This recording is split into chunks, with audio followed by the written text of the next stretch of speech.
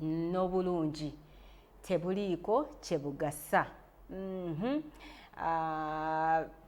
Bwe kityo bwe kiri ekyawandiikibwa kyaffe, naye omukazi atya Katonda anaatenderezebwanga.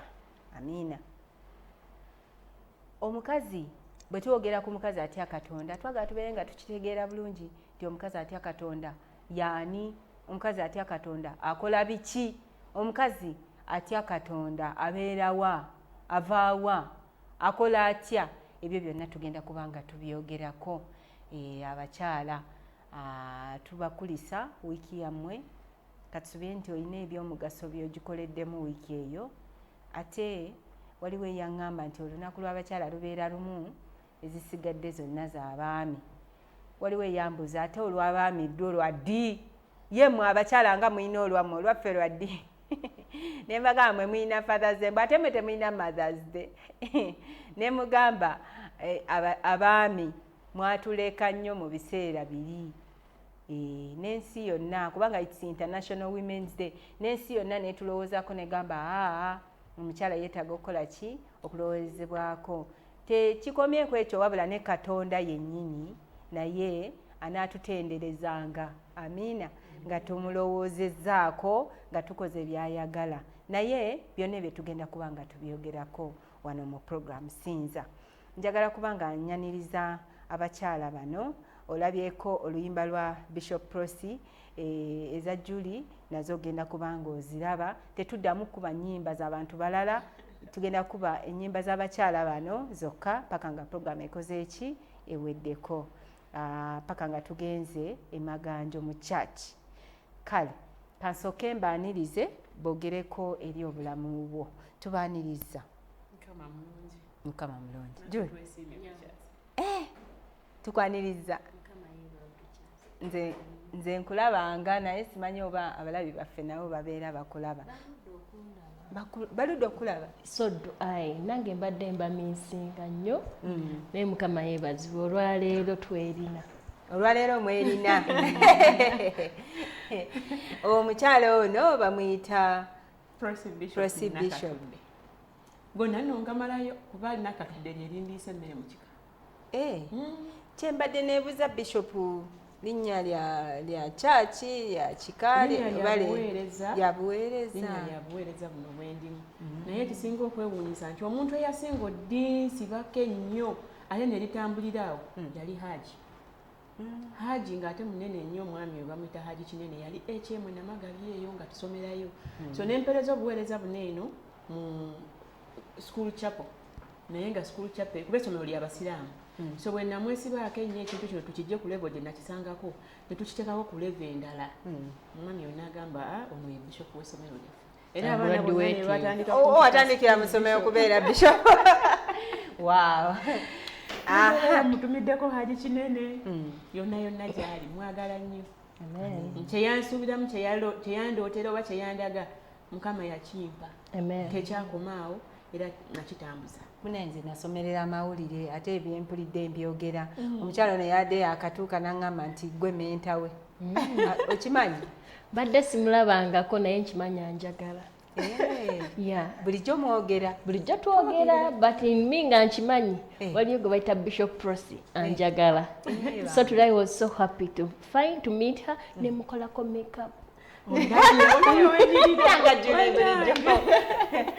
Julie wanjawulo. Kale ne byennyambadde bino bannaaye abalabe baffe Julie oyo yeka mbyogere botiki ya Julie. Kati olunaku olwaleero tulina bye twogerako bingi naye ekisingira ddala obukulu njagala wabeewo omukyala olwaleero agenda okuvaawo nga agamba program Sinza. There is something I have picked. Ensonga lwaki n'abayise. Kaakati tutandikidde ku kyawandiikibwa kyaffe eky'olunaku olwaleero. Ndowooza tutandikira awo Julie ku kyawandiikibwa nga bw'okirabye. Ekigamba nti okuganja kukola kutya? Kulimba. N'obulungi nabwo bulimba. Awo wenzijjukirira ekyawandiikibwa ekigamba nti charming is like a ring in a nose in a piglet's nose. Nti buno obulungi obwakayakana we buti. Bulimba, bulinga. Ky'oluzungu ekyo. Yeah. Bulinga ringi. Akateekeddwa ku nnyindo y'empunu. Empunu. Kyonka bonje. Empunu y'embizzi. Mulaba pomulungi. Naye waliwo abatayagala kuwulira kigambo ekyo. Wakyakiwulira mu lulimi olulala. Konze kankiteeke mu mpunu. Empunu. Okay. Yamaawe. So what did the Bible try to mean? Bible no yayagala otukakkanya. Ne bakutenda nti Judith oli wa ttabbo. Otegeere nti abanange temumpaana. Nze temumpaana waana Katonda gwe nnina yasinga yabikola byonna kubanga temuli. It's all vanity. Tuba tutawanira bwereere ne bwe weekolako ennyo Bayibuli yamaze dda okugamba nti obulungi bwe bakuwaana kati bwe weerowooza bw'olina bwenkanankana ng'akakomo akateekeddwa ku nnyindo yaki y'embizzi. Kitegeeza ki mukyala ali awo ali eyo. Try so much to work on your inner beauty. Nga in you mwoyo munda mugwe omutima gwo omwoyo gwo guflowinga. It's flowing honey and milk, you know. Okusinga okubeera nga kungulu oli mulungi nnyo. Oyambala bulungi. Okiraba oyambala n'otonya. Wenna kwegamba oli awo akalo konna kakutegeera. Akalo konna bakuyita nnalulungi. Ne lwoba toliiwo bamanya nti gundi taliiwo. Bwe wakomyewo bamanya nti akomyewo. Naye nga bw'oyogera ne bakuwayo chance emu n'oyogera batandika okugamba ekikazi mbadde manyi kirungi. Bannange temuli magambo. Temuli ebimuvaamu byokka. Temuli makulu bannange n'omukazi awunya nga towunya kungulu weekubye Victoria's Secret naye ng'akama owunya. You are stinking. So that calls for okwegendereza, being careful. Omukazi olina okubeera omwegendereza nga weekwata mpola mpola. So si kwetwala gafula ekijja kijje. No. Kigambo ekyo mbadde ndudde kiwulira. Gafula. Mama nga yakigambanga mulekerawo okutambula gafula. Oli mwana muwala otambula otyo nagalaale. Gafula weebale. Oyogera nagalaala otambula nagalaale wenna oli oyogera gafula. Mu bya gafula.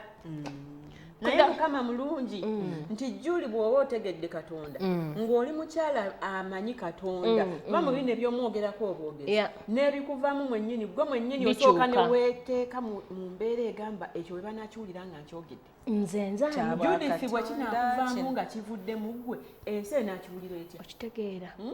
Naye bw'obeera omukyala afaayo omukyala atafudde nnyo ku beauty. We are not talking about the beauty of the outside has beauty. The hair, this big hair. No. What about the hair inside your brain? How about the hair inside your heart? What is that word that comes out of your mouth and your lips? Will it change someone positive? Oba kigenda kulaga kitonde kirala? In other words, olwaleero twagala obulungi endabika y'ebweru efaanagane n'endabika y'omunda. Yes, bibeere nga bifaanagana. So si kubeera ng'ekimu kirwanagana n'ekinne waakyo. Olabika bulungi wabweru munda oli kirala. Munda oli kitalo oli lutalo. Waliyo abakyala nga munda mulungi wabweru ng'afaanana ekirala. Oyo yasinga obulungi. Yes. Oyo mukyala. No wonder these days abakazi abalungi ennyo be batenda abatonya mooli tebafumbirwa. Babeerawo nga bagamba bannange nze gw'omulaba wano ndisire kwene ate nze gw'omulaba nze buli kimu akimanyi. Kiteekere ddala ku kibuuzo ng'oggyeko omukyala omu yekka gwe nnakawulira wano mu Uganda oba ne East Africa nalulungi bameka abaakafumbirwa nga bali mu bufumbo buli awo embaga gaggadde naye nga babateekako crowns as the most beautiful. Yes. Piga nti ne bagimuteekako ng'agenda omutwe guli waggulu n'atula bulungi ne bamubeerako eno n'eno nga ye mukyala naye wakamulabawa mu bufumbo taliyo kuba beauty eyo agiraze ng'eri kungulu naye nga beauty ey'omunda sometimes ezirawo nga yagenda okukaakaana wali ku mugenda kuntwala mpola temugenda kuntwala sipiidi nnyo. Naye mbadde njagala tusooke tukubeyo ennyimba bbiri. Ennyimba ebbiri lumu lwa Julie Meme then tukubeyo n'olwa Prosi lumu tujja kumaliza neza Julie Meme. Njagala bwe tudda tumanye nti omukyala abeera mulungi kungulu naye ne weesanga nga munda muzibu nnyo banange watabbu muzibu gafula naye bwakusimayiringira ogamba oh wow this lady nga bwasimayiringa ogamba otya nze abaami bagamba nze ngenda nono kati fe abakyala omukyala muno ogamba oh wow omukyala oyo asimayiringa bulungi naye tusigala twebuuza munda eri mu mwoyo kiri kitya tugenda kwebuuza what goes wrong kiki ekibeerawo awo omukyala n'abeera nga kungulu afaanana bulungi bw'ayambala yenna n'atonya akakondo kamunyumira enjala buli kimu nga kirungi naye nga munda kiki ekibeerawo kiki ekigaana twagala okuba nga tukyogerako katukomewo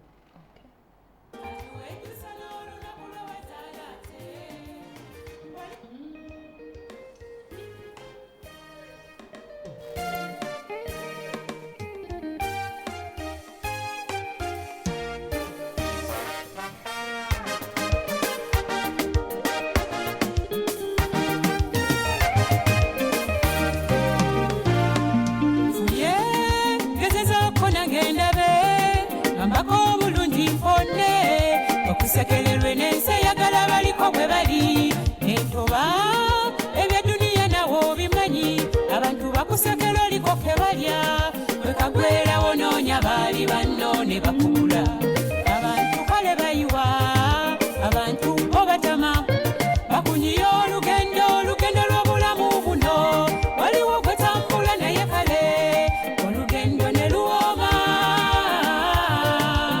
oyalina kuba katonda omugezangako kale bugeza wamma yesu wange munangoberangawo bwe nkuyita era ne wendaga saba otambule nange bwe mba naawe olugendo telutama tambula naawe yesu wange otambudde nange ndabyewo enjawulo omuyaga tegunyinziza obadde nange nantamekwa badde naawe ngoka Ensulo, asobola ensulo, ensulo, asobola ensulo, lenda y'obulamu bw'omukazi, ensulo zonna zikudde, oli muwanguzi kalenda y'omukazi, manya ensulo zonna zikudde, oluzzi lw'omukisa kwalukudde. Ebibadde bikutte byonna bitadde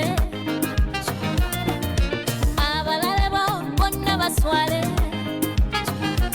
obulamu tobujjamu ssuubi mukama tasaba bingi teweetaaga ssuubi waali fisakadde weezuule weebaze onaabaawo mu byonna abeerawo mwene bw'olwayo mukama baawo onaabaawo mu byonna abeerawo mwene bw'olwayo ye mukama baawo leka kwekyawa abikola byonna nannyini buyinza ayinza byonna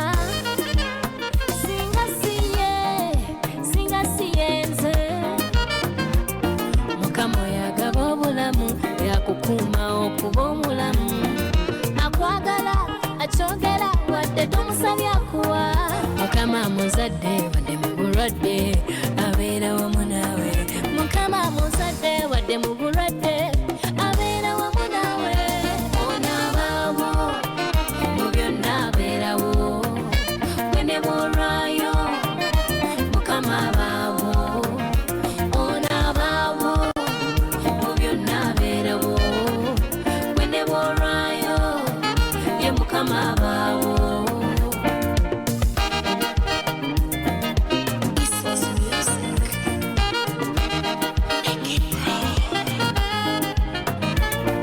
kalenda y'obulamu bw'omukazi ensulo zonna zikudde kati omuliro gukoledde n'omulabe wakitegedde ni katonda akwagadde ne muggulu akwanjudde oli muwanguzi mu byonna by'okola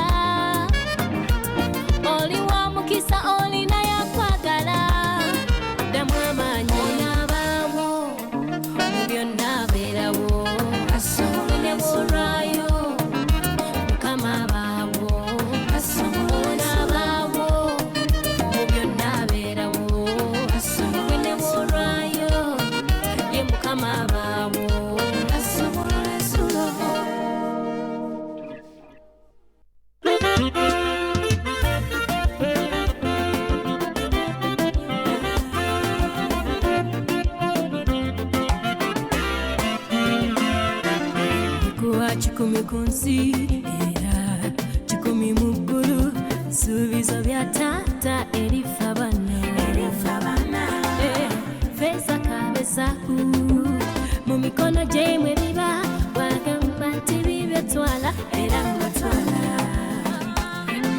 si mwana wa muntu kulimba kitaffe teyefuulangako leero situla kukkiriza nti ebyange bikwatako mbitwala siviiramwawo kono muchezo ebyange bikwatako leero siviiramwawo kono muchezo ebyange bikwatako leero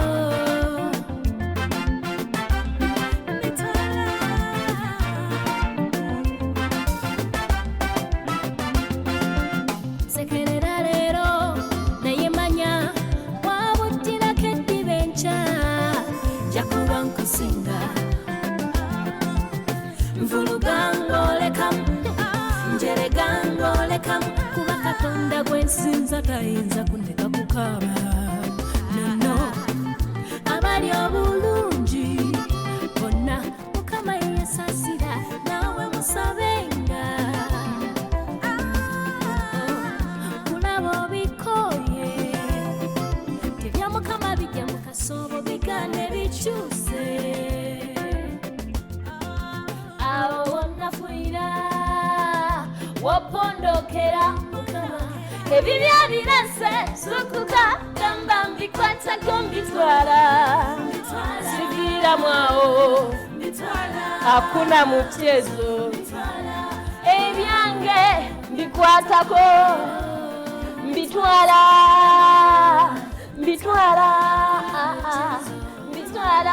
ebyange mbikwatako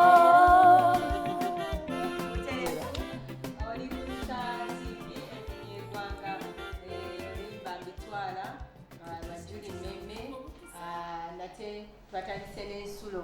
Ensulo is the latest. Yeah. Mwezi guwedde.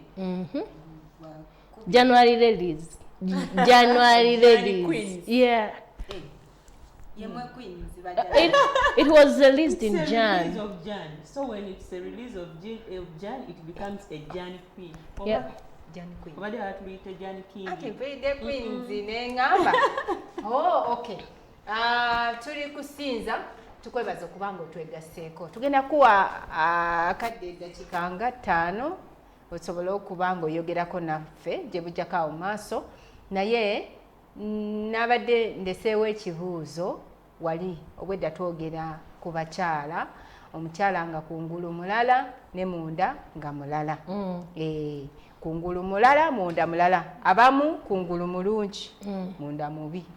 Abamu munda mulungi kungulu mubi. Twakomekereza nga tugamba nti kungulu bw'abanga mubi nga munda mulungi oyo yasinga. Ne twebuuza nti bw'abanga mulungi kungulu nga munda mubi, kiki kye tuba tusubwawo? Kiki ekiba kigaanye? Kiki ekiba kiremesezza? Kiki kye yeetaaga okukola? Oyo gwe twagala okuba nga twogerako mukadde kano. Tutandike wano ewa Prosi. Kati omanyi ebintu bineno bitabula. Ate bwe tuba tukola ebintu, communities zirina ekintu kye oba face gye batwambaza nti omuntu bw'obeera ng'oli mulungi munda ne kungulu kyatteeka obeere mubi. Naye ne beerabira nti waliyo kali ka component aka human nature nti omuntu ne bw'oba mulungi nnyo munda naye ng'ate kungulu tokiraze tofuddeyo kulaga nti ndi mulungi, tewali agenda kwettanira. Baba tebakutegeera. Naye bw'oba mulungi munda ate n'okikozesa nga Katonda bw'akikuwadde kuba kino kiba kitone kiba kirabo nti bw'oba okiri obulungi kitone kirabo obulungi kirabo. Si buli omuntu mulungi batono abakiweebwa kati naawe weŋŋambira nti no the Bible says beauty lies in the hands of the beholder. Ate ku maaso ga Katonda talaba tatunuulira physical appearance, tanoonya nviiri, tanoonya maaso, tanoonya figa, anoonya mutima gwo eri munda. Naye omutima gwo tewali ate wano in human nature tewali agenda gulaba. Okitegeera kati wa Katonda akuwadde ekitone ekyo ekyokuba omulungi nti Presi weereza bwe bulungi bw'olina yambayo abaana 5 bawe school fees bawe ebitabo kijjeeyo abaana abo bagenda kulanga gwe mukyala gwe beegomba abalala boogere nti Juli mubi naye nga bo balina ekirungi bayita nze nakula manyi ndi mubi okitegeera kubanga ne Gaye yasooka okunkwana nali nva ku ssomero n'aŋŋamba gwe story kibi ayagala okunkwatako ne mugamba sikuli wanted mogoti otegedde n'aŋŋamba olina kibi by the way nze abo bansesa omala mugana n'abujjukiza mbwabaddakiina mbuno mbwera gwe mbadde nkukiina era oli mubi nnyo nnyo olina amaaso galinga ag'ekikere so nenzirayo ewaka nga mpulira nno binnumye era ng'okituute nti oli mubi kati mu mutima ne ŋŋamba naye kweri ndi mubi kyali kyagala kunnuma ssebo kiro kyonna ekyawandiikibwa ne kikomawo mu birowoozo byange ne kiŋŋamba you were created in God's image. Bw'oba oli mubi kungulu ne Katonda mubi kati kimala ekyo ne neegumya sifiira awo n'ogamba Katonda waabeeredde bw'ati si mubi kubanga me was created in God's image. That means kati ne weerowooza noga ndi mulungi kuba ne Katonda nfaanana Katonda. So kati kye tusubwa kiri ekibuuzo ky'obuuzizza kiki kye tusubwa bwe tutamanya bulungi bwa muntu nti omuntu bw'abanga obulungi bwe tebulabise n'abamwegomba bagenda babatono kuba bajja laba ki buli obubi tebagenda laba that other beauty kati ate beauty yaffe eyo ey'omunda sometimes tetugyeyogerera nga Juli bwagambye nti it is inner buli munda kati ffe okubujjayo ng'abakyala okoze ki okujjayo obulungi bwo baako gw'okwatako gw'okikola yajja kukwogerera olina abaana b'omusajja ewaka naye waliwo ka video ke nalabye of recent it has been yabadde nawuwe neŋŋamba look at this woman kwegamba kati oyo kungulu nze ndowooza oyo bw'atyo mulabi waffe bw'oba wakalabye ng'omukyala abonyaabonya omwana si kumubonyaabonya wabula amukuba miggo gya kiyekera kumutulugunya omuntu bw'atyo oba kungulu ng'oli mubi ne munda ng'oli mubi ndowooza si both nga wasalawo ate abakyala bambi mbasaba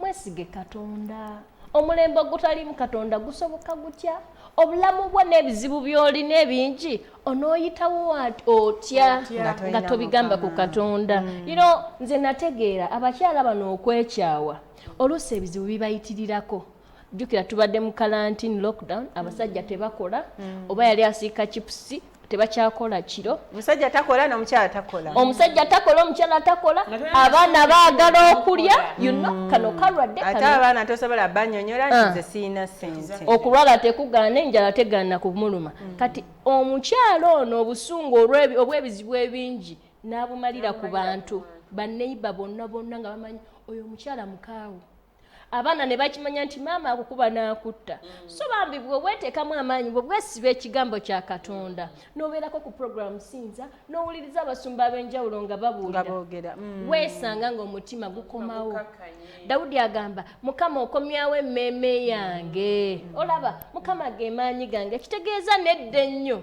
ebizibu bino byaliyo abasajja ba Katonda ne bagamba Mukama oyo ge maanyi gange mu mbeera nga byonna biganye byonna bitabuse olina okwesiba ekigambo kya Katonda ne wezzaamu essuubi munda ne weekomyawo wekka n'ofuuka omuntu mulamu mu society nti omukyala yenna buli wogwamu essuubi n'amaanyi oba nekyobadde ozimbi endingapo ng'okizimbuludde ate nga ffe we are the builders era ne Bayibuli ekyogerako bulungi nnyo nti omukyala omugezigezi yazimba ki amaka ge maka n'emikono gye ye naye oyo omusirusiru agikola ki agimenya n'emikono gye ye nti oyinza okuba ng'oza okola bulungi ng'omukyala that inner beauty in you that hard work you put with your husband with your family naye olw'akantu akatini bwe kati ne kakuggyako abaana n'obalangirirako bibi akugambako katono akunyizawo katini n'omuyita omusambwa ate n'ebigambo ebyo bigoberera abaana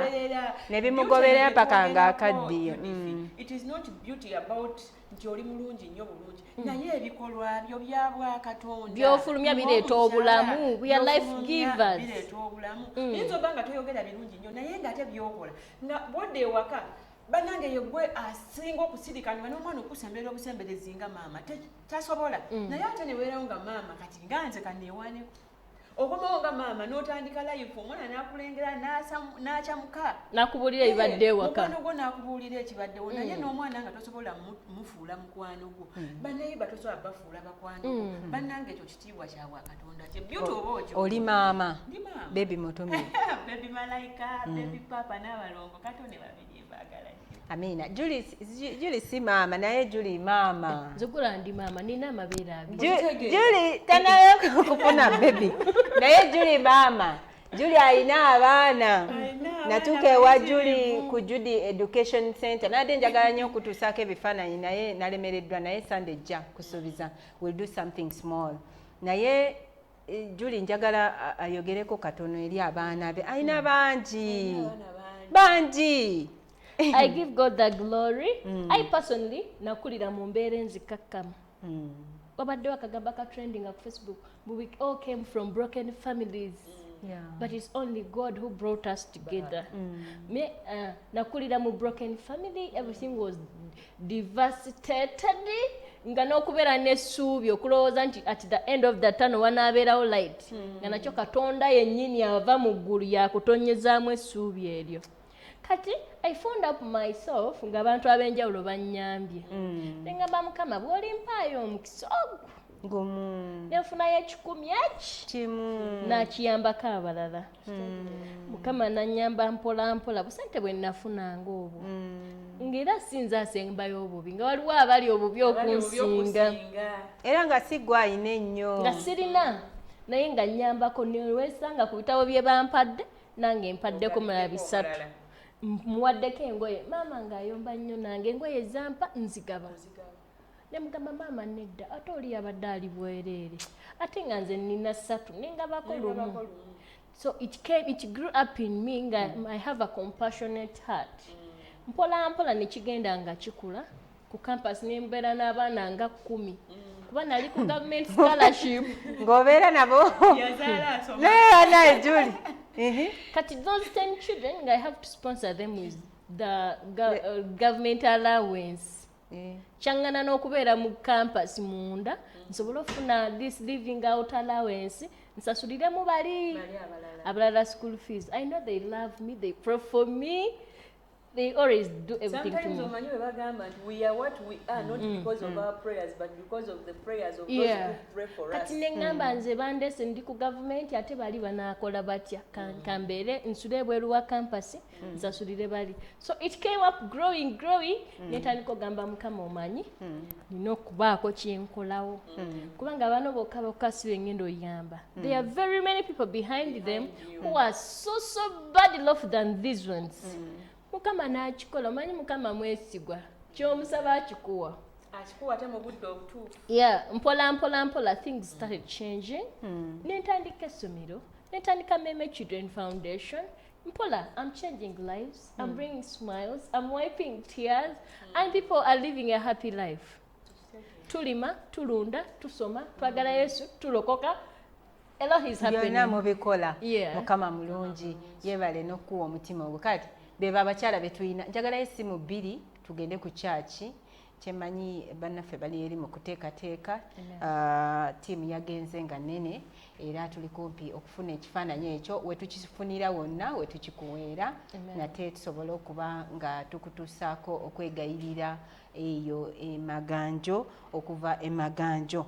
Kale twagalayo abantu 2 ng'olina kyoyagala okwogera oba oyina omukyala gw'omanyi nga yoyo gwe tubadde twogera ali omu ku abo kubanga twogedde ku babiri twogedde ku bakyala ba mirundi 2 ng'olina gw'omanyi ng'ali bw'atyo osobola otubuulira n'otuwa amagezi amalala oba olina ensonga endala gye tutayogeddeeko nga gwe ogamba ensonga eri bweti ensonga ebadde erina okubeera bweti kale twagala nate tusobole okubanga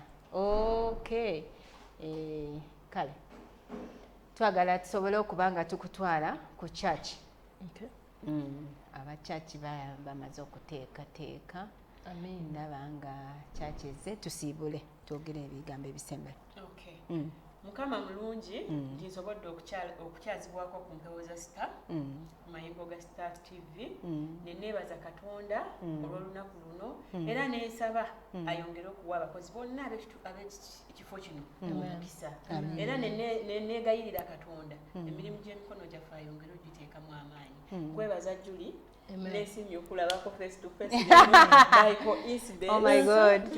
What a feeling. Best friends, what a feeling. Amen. Nenebaza omwami wange gwendekedde abaana bange omwami Kikonyogo Robert nkwebaziza nnyo webale kunesiga webale kunteeka mu bwesiga kale na mukwano gwange ennyo era ye Vixen wange oluyimba luno Shakira Jawuja tukwagala nnyo Zawuja nalunkuuma erinnya linga lya luzungu nnyo lya lusiraamu lya luzungu lya byonna nkwebaza nnyo webale kumbeererawo mukwano nze Meme Juliet.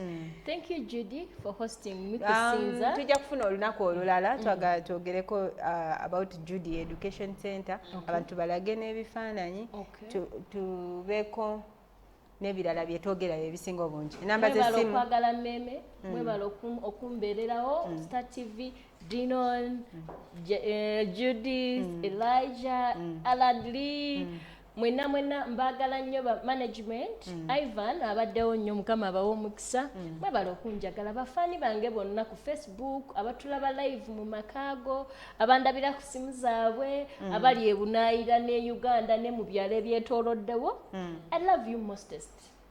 Tonimba mbugwasinga mostest. We love you too. Okugoberera Prosi Bishop nakatudde ku YouTube kwendi nnyo n'akayimba akapya wabeerawo enjawulo mwekali Facebook @Prosi Bishop nakatudde Twitter @ProsiNaka esimu yange eri 0776